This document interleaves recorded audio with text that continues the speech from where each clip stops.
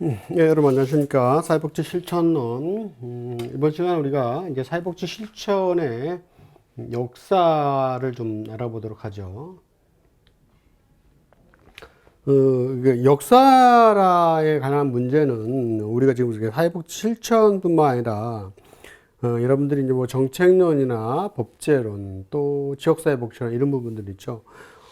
한 해도 빠지지 않고 꼭 출제가 되는 분야이기 때문에 과목별로 정리하기보다는 그 지금 말씀드린 과목을 하나로 모아가지고 차근차근 정리를 해 놓으시면 역사 부분에 대해서는 따로 공부를 하지 않아도 그 시간에 다른 과목을 공부할 수 있는 시간적인 여유를 가질 수 있습니다. 그렇기 때문에 그런 부분을 모아가지고 정리해 놓으시면 아주 많은 도움이 되실 거예요. 사회복지 실천의 이제 발달 과정에서 이제 서구가 나오는데요.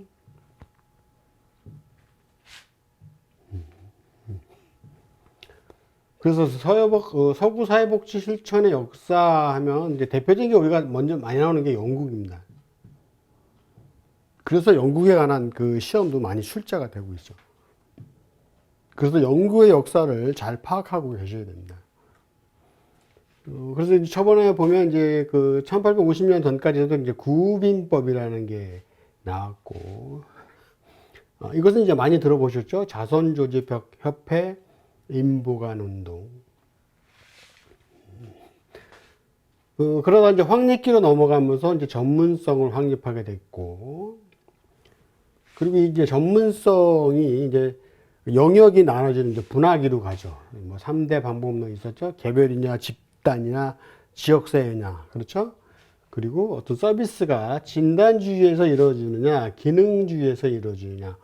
요 두 가지 가지고도 또 나중에 분리가 되죠.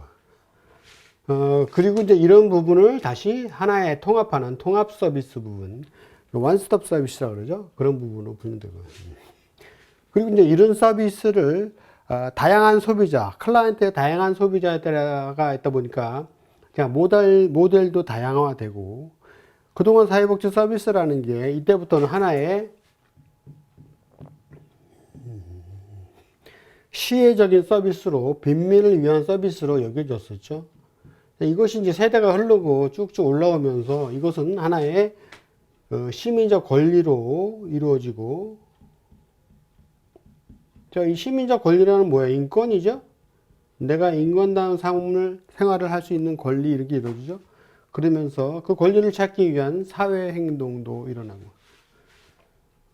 그렇게 이제 발전을 이루면서 확장기에 가서는 자, 개인의 서비스가 개인 스스로 문제 해결 능력을 키워주는 역량 강화가 이루어지죠. 문제를 해결해 주는 게 아니라 문제 해결 능력을 향상시키는 거죠.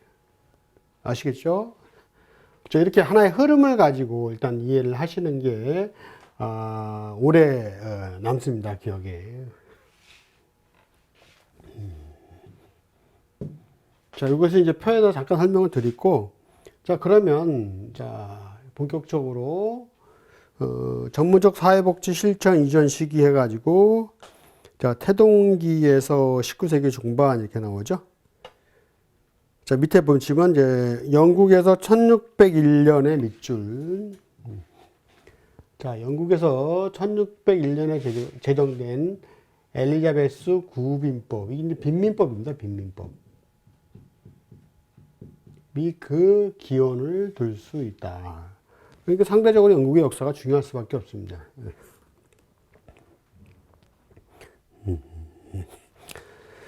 자, 계속해서 거기 그 반가라 2번에 가서 자, 사회복지 실천이 하나의 전문적 직업 영역으로 모습을 갖춘 시기가 19세기 중엽인데, 그러면 이 실천이 대두된 사회적 배경은 무엇이냐 이거죠. 자, 그때 당시에 영국은 이제 산업혁명이 가장 먼저 이루어진 나라잖아요. 그러다 보니까 자, 공업화나 도시화로 인해서 수많은 인구가 도시로 유입을 하게 되었고, 그러다 보니까 도시의 인구 밀도가 높아지면서 다수의 도수 빈민이 발생하게 되죠. 자, 이것을 해결해야 되잖아요. 그래서 이런 교회 중심의 신흥 중상 계층이 주축이 돼가지고 자선단체들이 산발적인 활동을 한 거죠. 이것이 대표적인 게 뭐 자선조직협회잖아요. 그러면서 이제 다수의 사회복지기관이 출현하기 시작한 거죠. 이처럼 산발적인 그 사회복지 활동으로 인한 서비스가 중첩되고 소외되고 배제되고 비효율적 운영과 같은 문제가 발생되죠. 이런 다양한 문제를 해결하기 위해서 다수의 사회복지기관이 출연해서 서비스를 해줬지만 이것이 하나의 집중적이 아니라 산발적으로 일어나다 보니까 이제 이런 부분들의 문제가 발생됐다는 얘기죠. 그래서 자 이런 문제를 해결하기 위해 가지고 등장한 게 1869년에 영국의 자선조직협회가 등장하게 된 거죠. 자, 흐름을 이해를 하시겠죠? 자, 그러면 이제 영국의 자선조직협회는 뭐냐? 앞에서 산발적인 사회복지 활동을 하다 보니까 서비스가 중첩되는 데도 있고 소외되는 데도 있고 배제되는 데도 있고 여러 가지 다양한 문제가 많이 있다 그랬잖아요. 자, 그럼 뭐예요? 왜 등장한 거예요? 네, 그 문제를 해결하기 위해서 등장한 거죠. 그러면 자, 빈민들의 여러 비효율적인 지원을 조정하기 위해서 자, 적절한 환경 조사를 통해서 효과적인 원조를 가능하게 해서 그래서 자선조직협회는 1601년에 제정된 뭐였어요? 영국의 엘리자베스 구빈법을 기반으로 하였고 기독교적인 도덕성을 강조했다. 그것이 자선조직협회가 등장한 배경이에요. 자, 아시겠죠? 자, 그 다음에 4번에 가시면 미국의 자선조직협회 성장 이렇게 나오는데 여기는 1877년이죠. 이 자선조직, 영국의 자선조직협회가 나중에 미국으로 갑니다. 그래서 미국에도 자선조직협회가 생기죠. 자, 뉴욕주 버팔로 체크하시고 많은 도시를 빠르게 전파했다. 그래서 자, 민간 기관들과 함께 개인과 가족에게 자, 직접적인 서비스를 제공했다. 직접적인 서비스 체크. 자, 이것은 뭐 재정적 지원, 안내, 등록 체제를 확립했고. 자, 4번의 별표. 자, 우회 방문원이라는 게 있습니다. 이제 프렌들리 비지터라고 그래가지고, 이 사람들을 중심으로 빈민 가족을 방문을 하죠. 그래서 그 가정의 형편을 알아보는 거죠. 가정 상황 지도도 하고, 아동 교육도 하고, 가계 경제에 대한 조언들도 하고. 물론 이제 이런 서비스를 했지만 실질적으로 환경 조사를 하기 위해서 방문을 한 거죠. 이 가정 환경을 조사해서 이 사람들의 필요한 서비스가 무엇이냐, 또 필요한 서비스를 받고 있는데 중복되는 게 없는가, 뭐 이런 부분들을 조사하는 거였죠. 그런데 이 자선조직협회를 하다 보니까 여러 가지 문제점도 또 이제 발생을 했더라 이런 얘기죠. 첫 번째 자선조직협회의 의의 및 한계가 나오는데요. 그거 보시면 자, 박스 지역사회 조직 발전에 큰 영향을 미쳤고 지역사회 복지를 전문적으로 실시할 수 있는 근거가 됐고요. 그리고 이제 말씀드렸다시피 빈민의 중복 지원을 방지하고 효율적 관리를 위한 유관기관과 연계가 됐고, 자, 빈민에 대한 면밀한 환경 조사를 실시했죠. 그래서 이 환경 조사가 아까 우회 방문원 말씀드렸었잖아요. 그래서 이것은 개별 사회나 가족 복지 형성과 발전에 큰 영향을 미친 것은 사실입니다. 그런데 반면에 기독교적인 도덕성을 강조하다 보니까 문제 원인을 누구의 개인에게서 도출했다는 얘기죠. 이것은 무슨 얘기냐면 빈곤하고 힘들고 어려우니까 도와는 줍니다. 그런데 그 근본적인 원인이 무엇이냐를 따지는 거거든요. 그 근본적인 원인이 뭐다? 개인이 게을르기 때문에, 개인에 의해서 잘못됐기 때문에 빈곤하다는 거죠. 개인의 나타남이나 게으름 등이 있다고는 뭐예요? 보수적인 관점과 맥을 같이 했다 이런 얘기죠. 자, 이것이 이제 한계가 될 거고. 그래서 이제 이런 부분을 극복하기 위해서 나온 게 뭐냐면 인보관이죠. 자, 마찬가지로 인보관도 영국에서 생겨가지고 나중에 미국으로 갑니다. 같이 묶어서 정리를 해두세요. 그럼 인보관은 뭐냐? 자선조직협회가 갖고 있는 한계점을 극복하기 위해서 나온 거니까 이것은 일단 이제 학생들을 주축으로 빈민가의 삶을 체험을 하고요. 그 빈민들을 교육하고 변화시켜서 궁극적으로 가난으로부터 벗어나도록 돕는 사회운동, 이거죠. 자, 물고기를 잡아주는 게 아니라 물고기를 잡을 방법을 가르쳐 주고자 했던 거죠.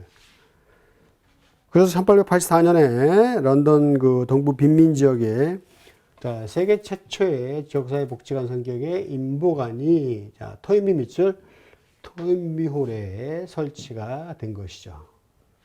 아시겠죠? 그리고 이것은 이제 미국에서 뉴욕시에서 도입이 되고요. 아담스 아타에서 1889년 어디 시카고 헐하우스의 도시 빈민 지역의 사회운동으로 급속히 확산됐다. 그래서 이민자들로 구성된 그 지역 주민들을 대상으로 해서 여러 가지 서비스와 교육 프로그램을 제공했던 거죠.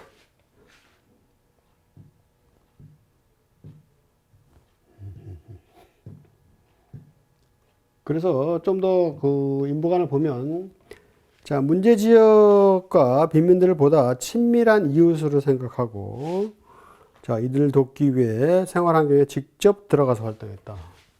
자, 그 환경 속에 직접 들어가서 활동했다. 그런데 주 활동가는 주로 이제 대학생들이었었죠. 그리고 주택을 개선하고 공정보건을 향상시키고 여러 가지 해결 문제, 사회 문제 등에 대해서 공동 해결을 강조했죠. 그러다 보니까 이제 여기서는 뭐 노동조합과 클럽 등의 회합 장소로도 활용이 됐고요. 그래서 인보관 운동은 자, 빈민과 같은 문제의 원인을 환경에서 찾고자 했던 거죠. 자, 문제의 원인을 뭐예요? 개인이 아니라 환경에서 찾고자 했던 거죠. 그래서 개인과 사회 환경과의 상호작용에서 개인이 어떻게 대처하는가에 따라서 문제가 발생할 수도 있고 해결될 수도 있다, 이렇게 봤던 거죠. 그러니까 자선조직협회 같은 경우는 기독교적인 도덕관에서 서비스를 해줬는데 그 문제는 개인이 나태하고 게으르기 때문에 발생했다고 본 것이고, 인보관은 반면에 이것은 사회 환경과 연관성을 가지고 사회적인 문제를 같이 대두시켰던 거죠. 이것이 이제 가장 중요한 요소고, 이 인보관과 자선조직협회에 관련된 문제는 하나도 빠지지 않고 출제가 됩니다. 꼭 명확하게 정리를 해 두시고요.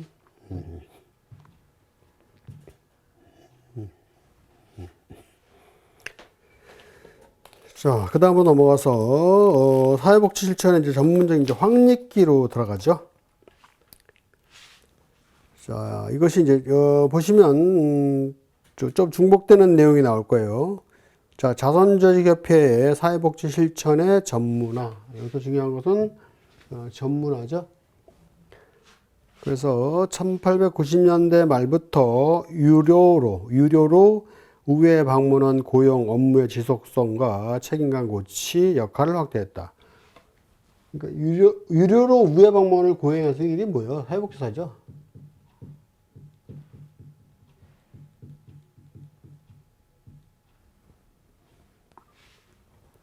다음, 사회복지 실천을 위한 정규 교육과정을 도제보다 한 단계 더 발전된 형태의 교육훈련 체제를 마련하겠다. 정규 교육과정, 도제제도는 어떤 의미인지 이해하시죠? 하나의 뭐 견습생, 문화생으로 이렇게 들어와가지고 가르치는 거잖아요. 그게 아니라 정규 교육과정을 더 많이 강조했다는 얘기죠. 그래서 이제 그런 내용이 오고죠. 뭐 유역 자선학교 후원으로서 입주과정, 전문사회복지학교 설립, 그래서 이제 대학 내 사회복지학에 대한 위상이 높아지고 이런 부분이고요.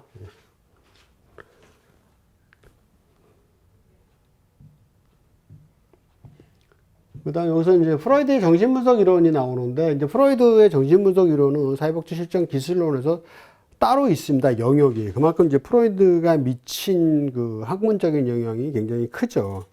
그래서 여기서는 이제 그 프로이드가 이 정신분석 이론을 발표를 해서 요 이론이 사회복지 실천 기초이론 형성에 큰 영향을 미쳤다. 이것을 나타내는 거고요. 자, 교재로 가서 1910년 이후에 확대된 정신위생 운동을 통해서 정신질환의 예방과 치료를 하고자 했고, 3번에 보시면 그 자선조직협회 리치먼드의 사회진단이라고 나오죠. 사회진단에 체크해 두시고, 자, 이것은 이제 사회복지 실천에 관한 이론과 방법을 체계한 최초의 교재다. 그리고 정보 수집을 통해서 사례 연구, 정보 문제를 진단하는 방법, 문제 상황 예측 방법, 여러 가지 많은 방법을 체계적으로 제시를 했습니다. 리치먼드의 사회 진단. 다음 사회복지 실천 전문 지식을 통한 이제 전문화인데, 그래서 이제 요거 하나 체크해 두세요. 1928년 밀포드 회의를 열었죠. 그래서 거기서 뭐가 나왔냐면, 개별 사회 사업의 방법을 기본으로 실천에서 공통적인 영역 요소를 발표했죠. 개인의 사회력, 치료를 통한 개입, 문제를 지닌 클라이언트가 사회 규범에 적응하도록 원조, 자원 활동, 뭐 이런 부분들이 나와죠. 그래서 예전에는 이 사회 진단을 썼다 그랬잖아요. 리치몬드가. 그러니까 사회 진단은 뭐하고 같이 연관되냐면 치료하고 같이 연관을 하세요. 꼭 치료라는 단어하고 함께 묶어서 항상 생각을 하시고요. 자, 치료를 통한 개입. 그래서 그 문제를 지닌 클라이언트가 사회 규범에 적응하도록 원조를 하는 거죠. 자, 그러기 위해서는 자원도 활용해야 되겠고,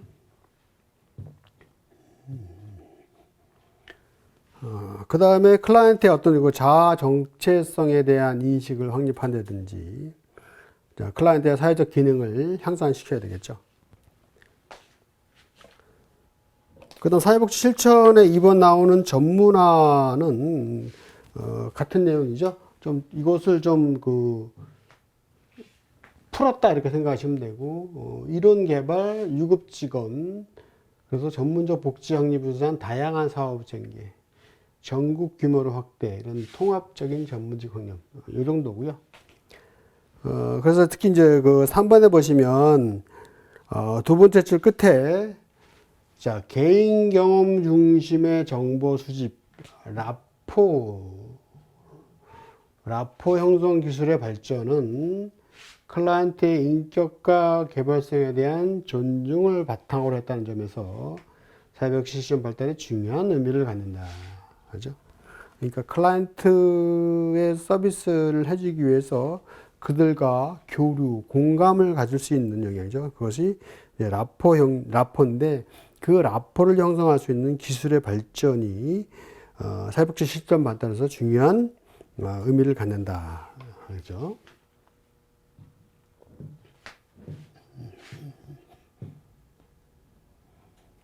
다음 이제 분화기로 가서 분화기에서는, 자, 일본에 그 1929년 이제 미국의 경제 대공황이 있었죠. 그래서 상당히 혼란스러웠을 때, 그때 당시 대통령이 이제 미국의 이제 유즈벨트 대통령이었으니까, 유즈벨트 대통령이 그 뉴딜 정책을 만들죠. 그래서 그 경제를 다시 재건을 했는데요. 이거와 마찬가지 여기에 따라서 미국의 사회복지도 많은 발전이 있었고 변화가 있게 됐죠. 그래서 이제 여기 보시면, 2번에 보시면 좀 올려서 실천 방법에 원래 따라서 이제 개별, 집단, 지역사회 3대 사업이라고 그랬었죠. 자, 이것이 모두 발달되면서 되쳤고, 그 다음에 이제 이념적으로 진단주의와 기능주의가 모두 발달하면서 대치했다. 자, 진단주의 메리츠 본드의 사회진단이라고 했었잖아요. 진단은 뭐하고 같이 연결하라고 그랬어요? 치료. 그럼 기능은 뭐예요? 이것은 예방적인 측면을 얘기하는 겁니다. 항상 같이 묶어서 정리를 해놓고 계십니다. 그래서 이제 진단주의가 무엇이냐, 기능주의가 무엇이냐, 이것은 실전 기술론에 가서도 나오기 때문에 굉장히 중요한 단어입니다.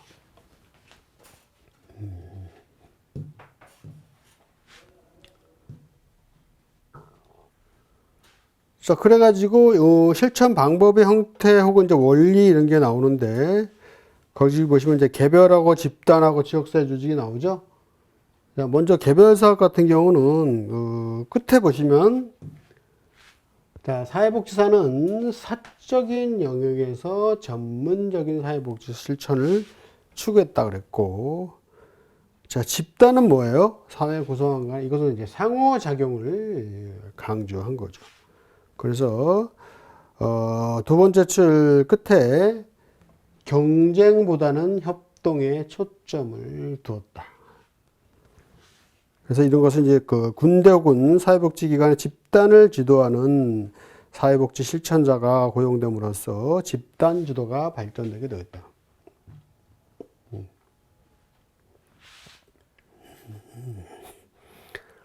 그 다음에 지역사회 조직은, 이것은 뭐죠? 지역사회 실천이 이제 전문화되고 지역사회 조직이 사회복지 실천 방법론으로 정착하게 되었죠. 그 다음.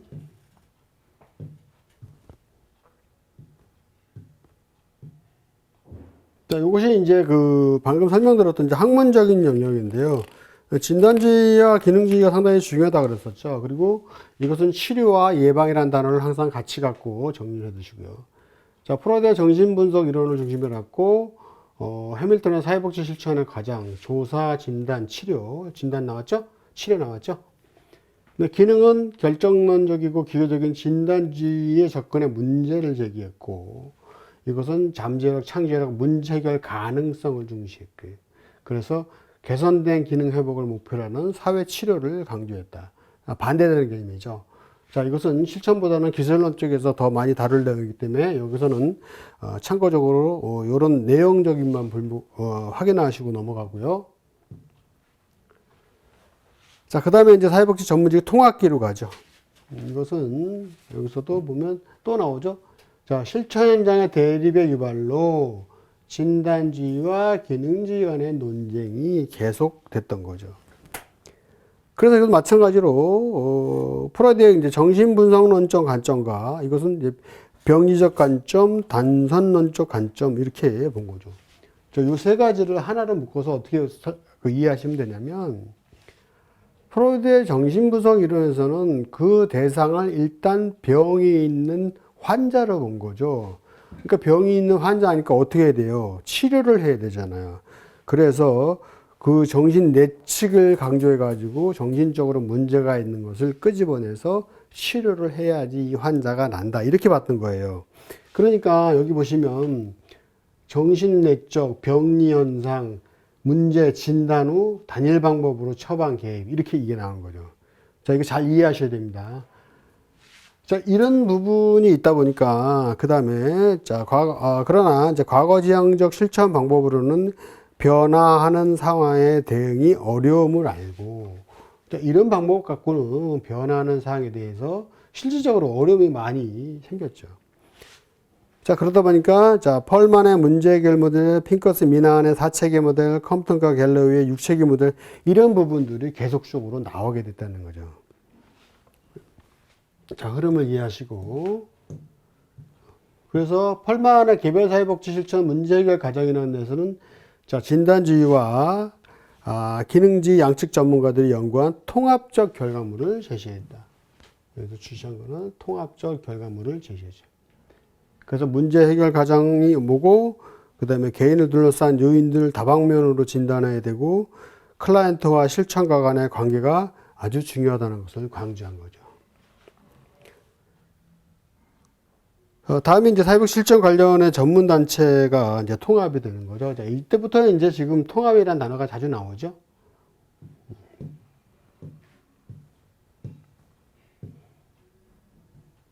자, 미국 사회복지교육협의회도 다른 교육협회들과 이것도 마찬가지로 통합이 나오죠. 자, 이런 식으로 들어갔고, 그 다음에 이제 확장기로 가가지고, 이제 통합에서 이제 이론들과 다양한 모델이 등장하게 되는 거죠.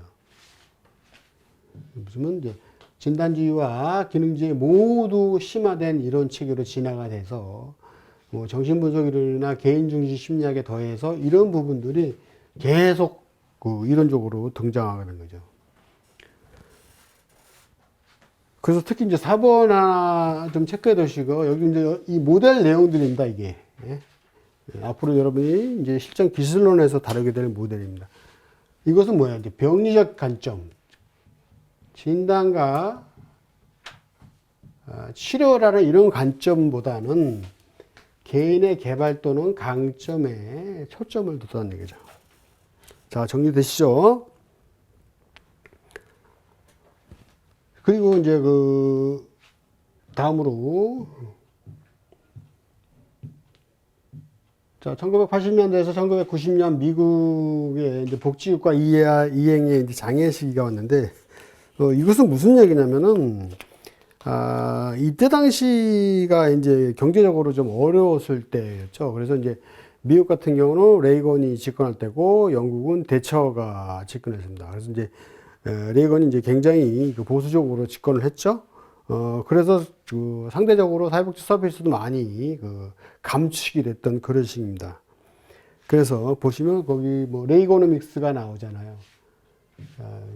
조세와 정부의 공공정책 지출 삭감에 따른 사회복지 예산이 삭감됐다. 나오죠. 그래서 세 번째 보시면, 자, 공공복지 지출 감소는 사회적 약자인 아동과 여성들에게는 상당히 더욱더 치명적일 수밖에 없었다.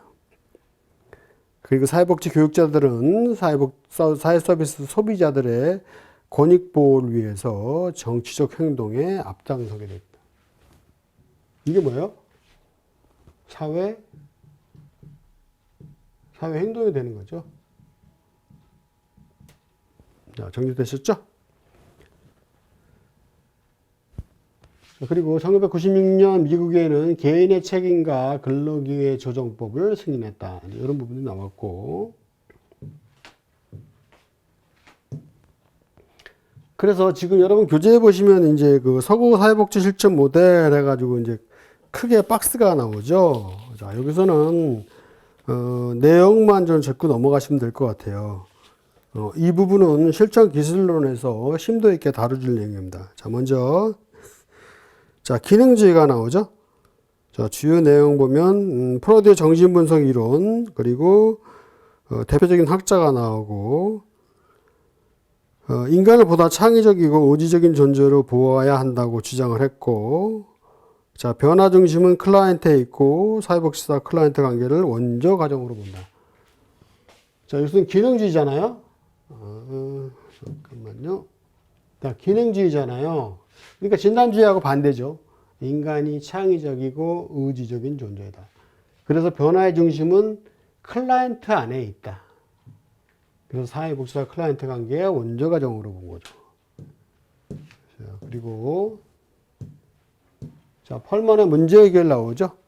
자, 이것은 뭐냐면 그 두 번째 그 이제 박스 두 번째 줄에 보시면, 자, 클라이언트의 어려움은 문제에 있는 것이 아니라 뭐예요?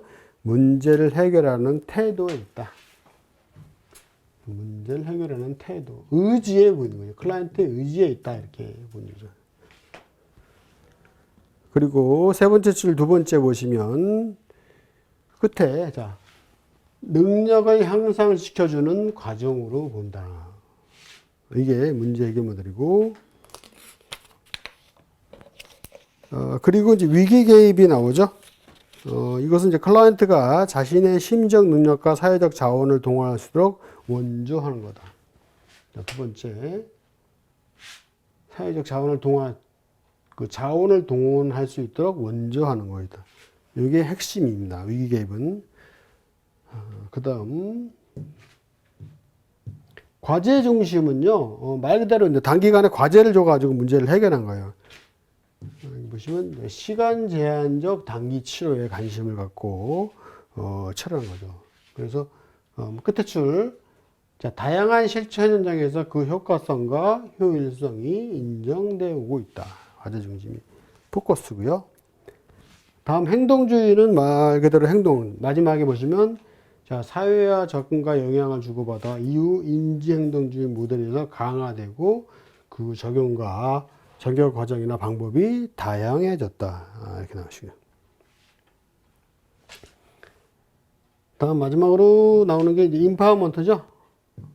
이것은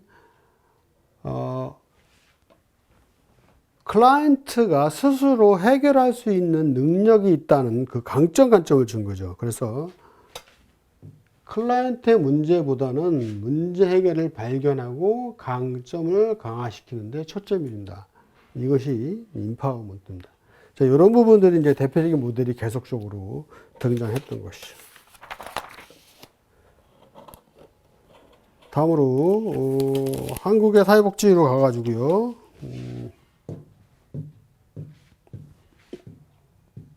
상대적으로 이제 한국의 사회복지 같은 경우는 그 지역사회복지에서 좀 출제율이 많이 나오는데요. 여기서는 이제 기본적인 거, 자, 우리나라 최초의 사회복지관은 뭐다? 태화기독사회복지관이고요. 그래서 이제 사회복지 전문화 이전에는요, 실질적으로 이제 외부에서 서비스를 받아가지고 그런 게 거의 전부 다 있죠. 근데 대표적인 게 코바입니다, 코바. 지금은 우리나라에 없습니다. 이 회원 단체에 의해서 서비스를 받았고, 어떤 종교적인 선교 활동이 가장 컸다. 이렇게 보시면 되겠고.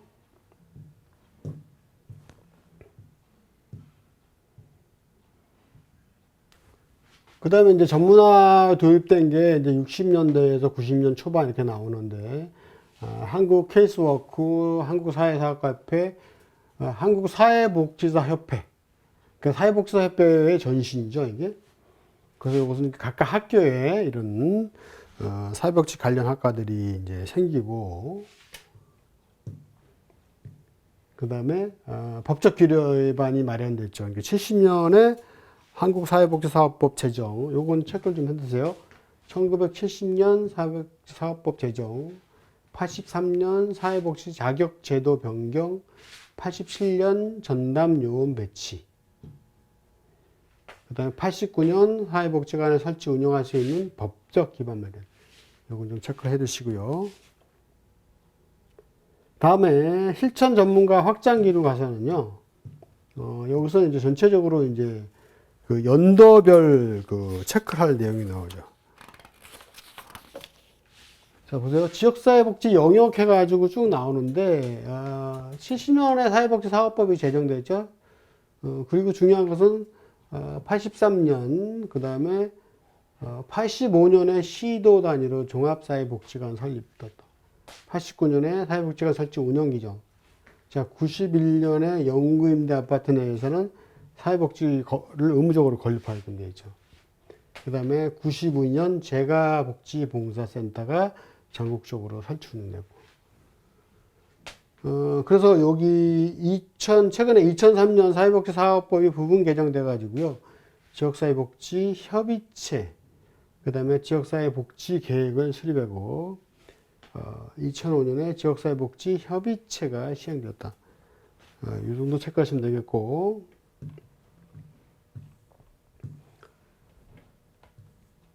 자, 공공영역에서는 1987년에 사회복지 전문요원을 배치했다 그랬잖아요.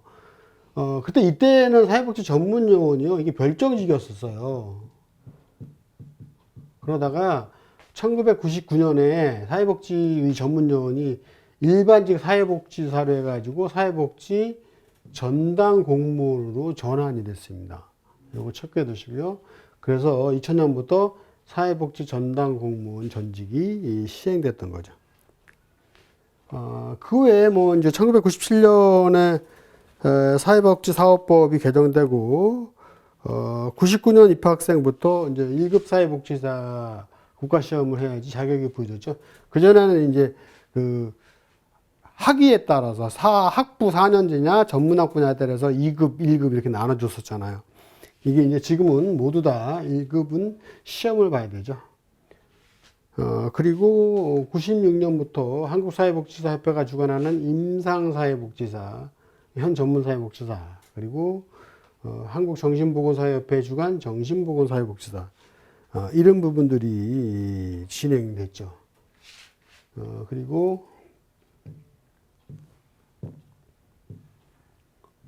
2000년부터 이제 학교사회복지사가 실시됐고, 마지막으로 이제 2008년부터는 사회복지사 보수교육 의무가 됐죠. 이게 이제 매년 현장에서 종사하시는 분들은 8시간의 보수교육을 듣게끔 됐죠.